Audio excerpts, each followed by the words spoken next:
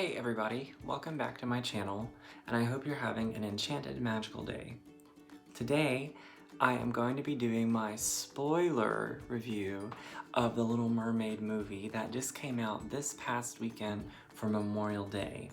So I did warn you this will be a spoiler discussion. I will be holding back no secret new details from the film. So if you haven't seen the movie and you don't want to be spoiled on those details, then click away now and go watch the movie at your local theater. I recommend that you see it on a premium screen like IMAX or 4DX, I think is what it's called, or 3D. It was magical in IMAX. So if you don't want to be spoiled, please go away and then come back and then see what I have to say about it, because I don't want to ruin anyone's experience. If you have seen the movie and you'd like to have a spoiler discussion with me, then please keep watching. Or if you're someone who's like, I'm not gonna go see this movie, I just want to know all the details, well, then I guess you could stick around also. So I got little Halle Ariel with me here because she said she wanted to join me for this review, and she will be present for this. Today I'm going to be doing the review in 3 parts, and I thought this would be the easiest way to do it because there's so much. So what I'm gonna do is I'm going to talk about the good stuff that I really liked, then I'm gonna talk about the bad. There's not a lot of bad, but there's a little bit of bad. Most of it's good. And then in the end, I'm gonna tell you my overall conclusion and then what really I think this movie is trying to say. So stay tuned and I will start with the spoiler content. So you were warned, click away if you need to now. All right, so I have Halle in the background there hanging out with us for this review because it's her movie.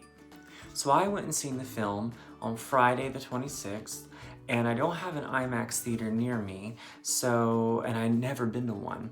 So we went to Dayton, Ohio, which is about 2 hours from me, and we went and seen The Little Mermaid in IMAX. And it was a really, really nice theater. It was Cinemark, and it was a little crowded. I mean, not really.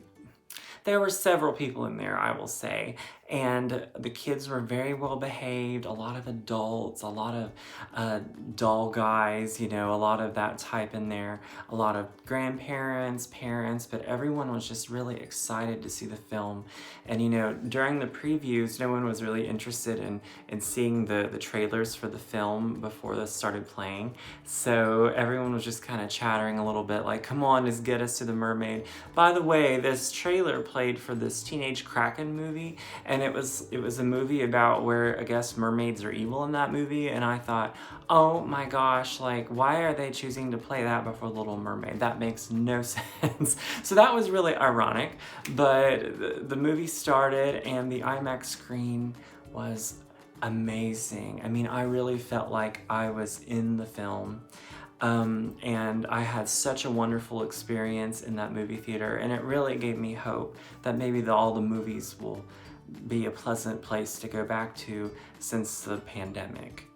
So that was the only time I've seen it. I want to go back. I've been begging my family all weekend to take me back, and I'm gonna see it again, but I'll have to be patient.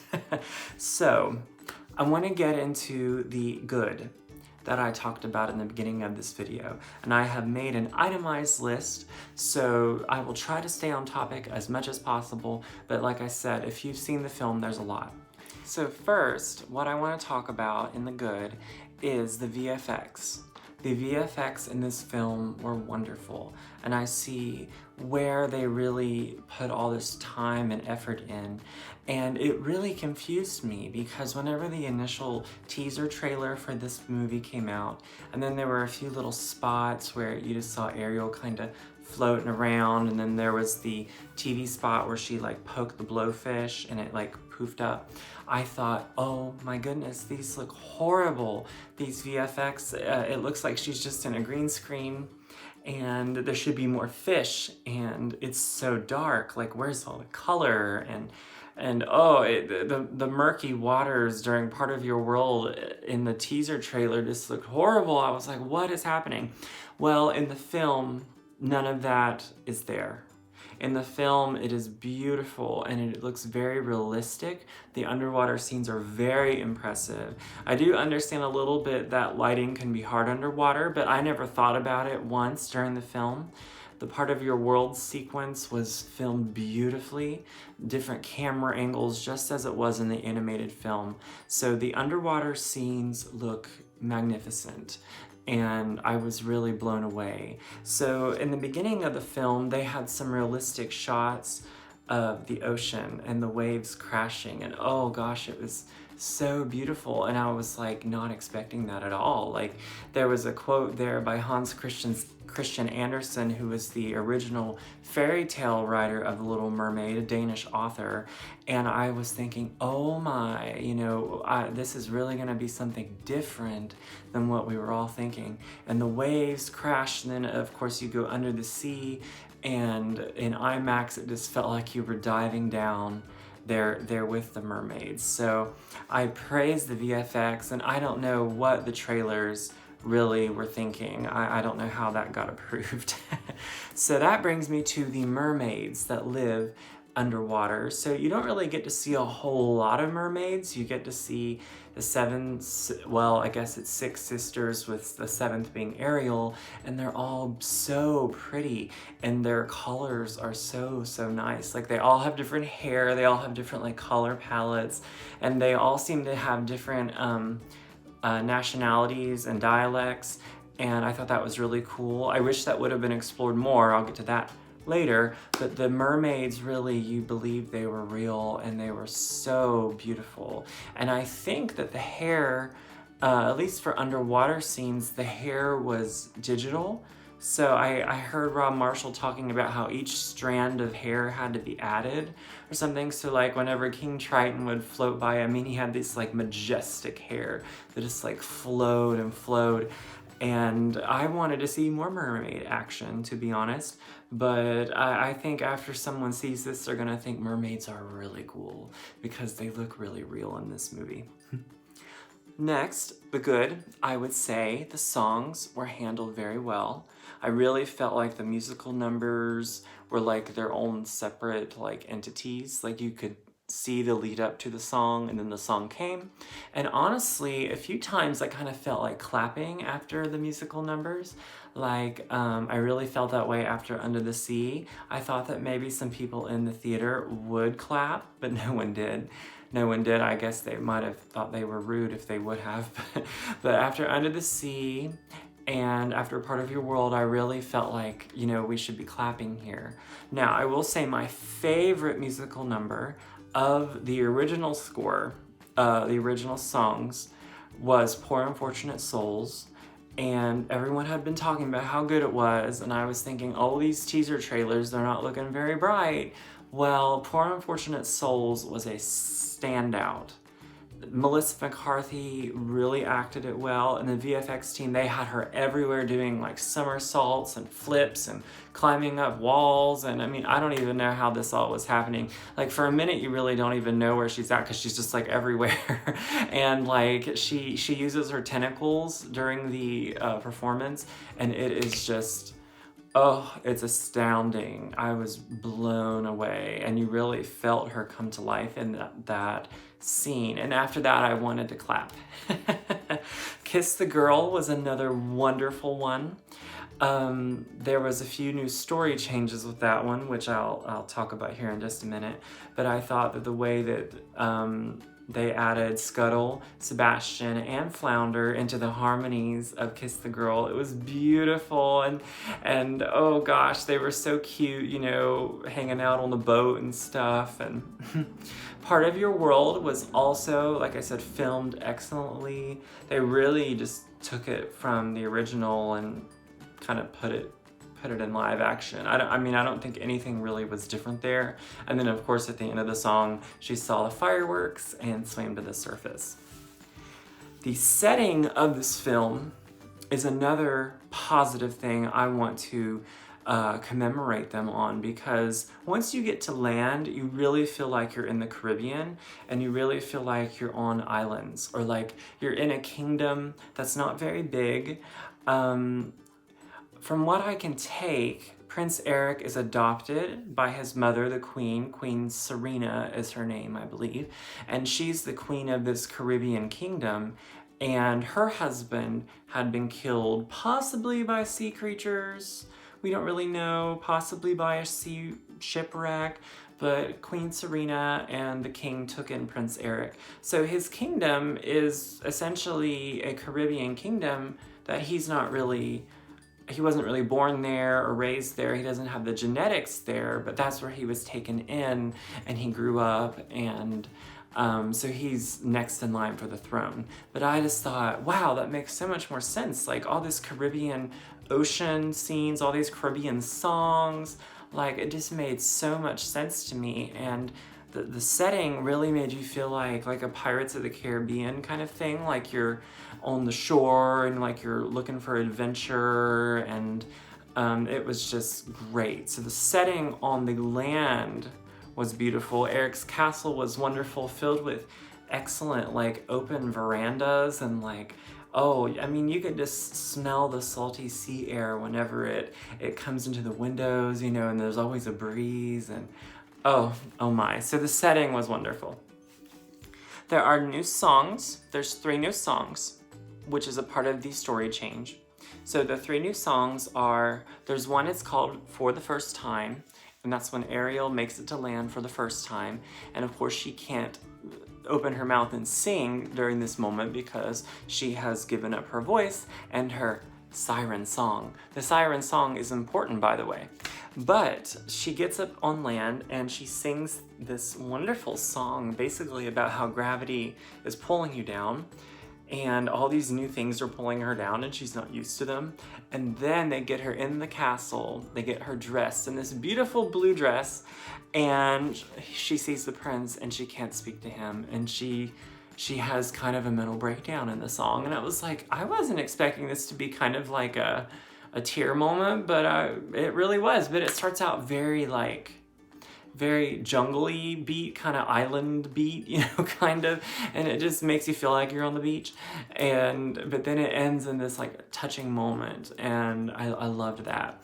The other song, second song, is a song for Prince Eric that happens like once he's been rescued on the shore from Ariel, and like before all of the other stuff kind of happens. He sings a song that's called Wild Uncharted Waters, which seems to be, I mean, a good thing for him, because that's what essentially he wants in this film. He wants to seek adventure and explore the ocean, but not just like the ocean. Like he wants to find things that aren't charted and like find places that haven't been discovered yet. And that's what he sings about in this song. But I have to say, the song is a little similar to a song called Her Voice that he sings from the Broadway musical. And in this song, I kind of got he was singing about adventure, but then a little bit later, I was like, I think he's singing about Ariel. I can't tell. I think it's a mixture of the two. Like he was singing, I want to explore, blah, blah, blah. And then it's like, I want to look for the person who rescued me, the girl. And it's like, okay, Eric, like, come on, which one? So I think it's a mixture of both. But Jonah-Hauer King's voice, I thought, was phenomenal in it. I mean, I was really shocked he sounded that well. His vocals were that strong. And he's doing a lot of movement during the scene, so I could tell whenever they filmed it, they had to be like on a helicopter or something, because he's like out on the peak, you know, about to fall over the cliff a little bit. You know, a lot of good scenery in that song. So the third new song is called Scuttlebutt, and it's a rap between Scuttle and Sebastian. And I have to say, it's really cute. I see what they were going for, but it really kind of took me out of the movie for a minute, because I was like, this just doesn't fit in with The Little Mermaid. This song is just not fitting in with what's going on right now. But basically they rap about the gossip that Scuttle hears. It's like, oh, Eric's gonna marry a girl, blah, blah, blah. Well, you're gonna say it's Ariel. Turns out it was Vanessa. But it's basically that. Very short and sweet, and it's cute. But it's basically Scuttlebutt. All right, now to the good stuff. So the story changes have really made this movie for me. And I think the biggest change that really stood out to me was that Eric and Ariel have something in common that they can really fall in love about. It's still a little pushed, maybe, like, oh, here you two are, fall in love. But for the most part, I feel that it's more genuine here. Ariel is more of a collector or explorer, probably more explorer slash adventurer. Like, instead of just obsessed with the humans and their furniture and their objects and stuff, it's more like, I want to have a museum of this stuff and study it and like learn about the world and learn about cultures. And when she gets to Prince Eric's castle, Prince Eric has his own grotto. It looks like a library, kind of, or like a den. And there's books and globes and stones and just beautiful figurines and trinkets. And you can tell that they both are kind of in the same shoe, as like they both want to explore and they both want to seek uncharted waters. Ooh, yeah, see what they did there? Yeah. So I love that. So Eric's mother, the queen, is also in a similar situation as King Triton. So King Triton fears the above world because of what they did to Ariel's mother. He claims that humans killed her mother, and Queen Serena claims that her husband was killed by a shipwreck, the ocean, or sea gods, something of some mythical or fantasy lore. So these are two parents that are really fearing the other side.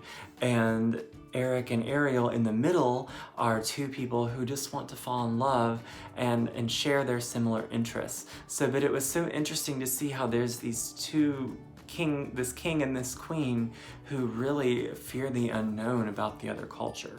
But Eric and Ariel open to exploring any culture and being open to anyone with just that genuine kind heart. So that was really powerful to me.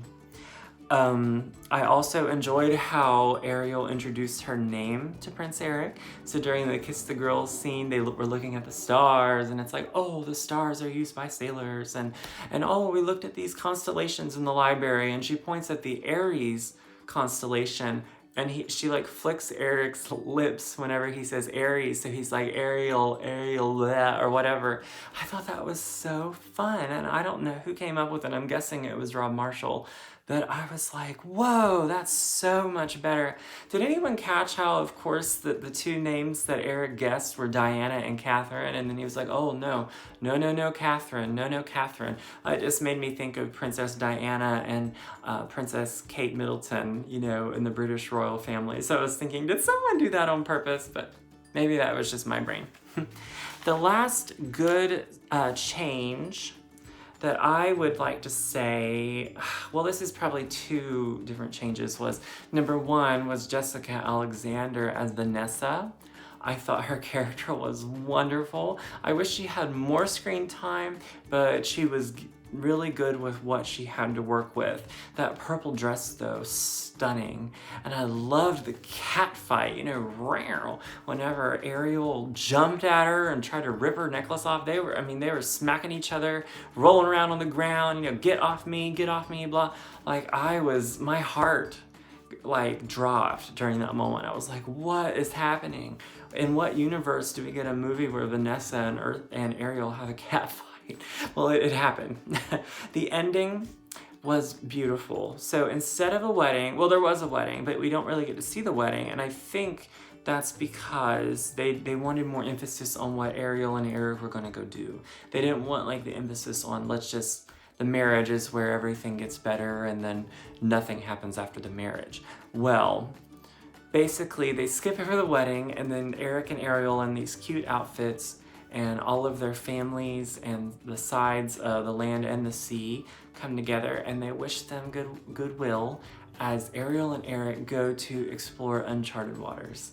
And they zoom off in a boat, and I love that. I loved the ending. I loved it because, I mean, it would have been nice to see the wedding, I guess. Nah, not really. I mean, you don't really miss it at that point whenever you see them float off.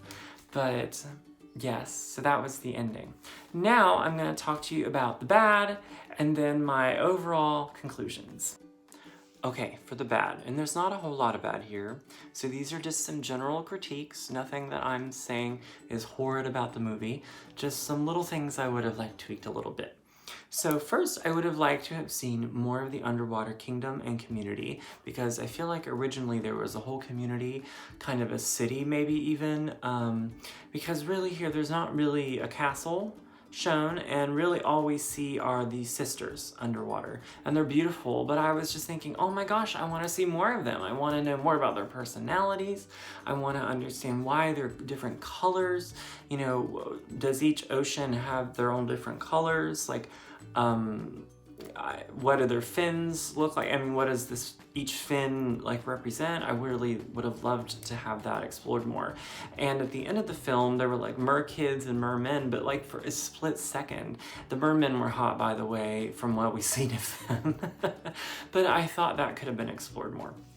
Second, I really felt like there should have been more fish and movement in Under the Sea, because it just really seemed empty in some places. And I understand this had to have been really intricate and difficult for them to accomplish with that. But I really think more fish there, and then it really would have perfected the musical number. But only for a smidgen, because most of Under the Sea is like sweeping, like it moves, like they're moving through different parts of the ocean and they encounter different fish. What I'm talking about is the grand shot at the end whenever all the sea creatures are dancing, and I think that's where maybe a teensy bit more stuff could have been added.